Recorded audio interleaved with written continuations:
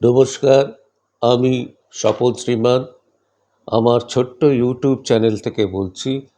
আজকের বিষয় বর্তমান পশ্চিমবঙ্গের রাজনৈতিক পরিস্থিতি। দুঃখের সঙ্গে বলতে হচ্ছে রাজ্যের অবস্থা আজ ভয়ঙ্কর।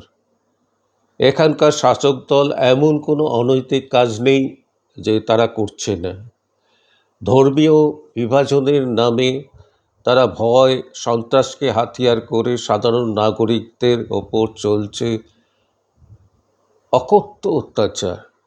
সম্প্রতি মালদায় আদিবাসী সাংসদ খগেন মুর্মু এবং শিলিগুড়ির বিধায়ক শঙ্কর ঘোষ উত্তরবঙ্গের বন্যায় ত্রাণ বিলি করতে গিয়ে আক্রান্ত হন একটি সম্প্রদায়ের হাতে। তারা গুরুতর অবস্থায় আহত হয়ে এখন হসপিটালাইজড। দোষীদের পরিচয় জানা সত্ত্বেও এদের এখনো পর্যন্ত কারুকে গ্রেপ্তার করা হয়নি। এর থেকে স্পষ্ট বোঝা যাচ্ছে এটা একটি পূর্ব পরিকল্পিত আক্রমণ।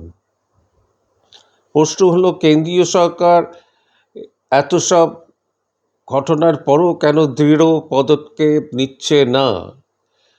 এটা একটা প্রশ্ন তো থেকেই যাচ্ছে।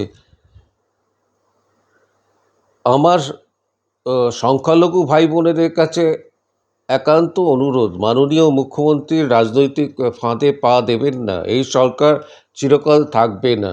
তখন কিন্তু আজ যেমন হিন্দু সমাজ আক্রান্ত হচ্ছে, তখন কিন্তু সেই আগুন আপনাদের দিকেও আসবে।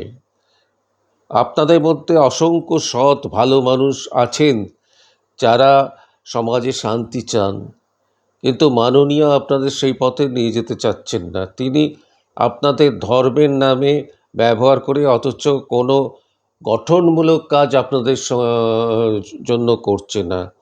তাই সময় থাকতে সচেতন হন, নিজেদের ভবিষ্যৎ রক্ষার জন্য একসাথে আসুন।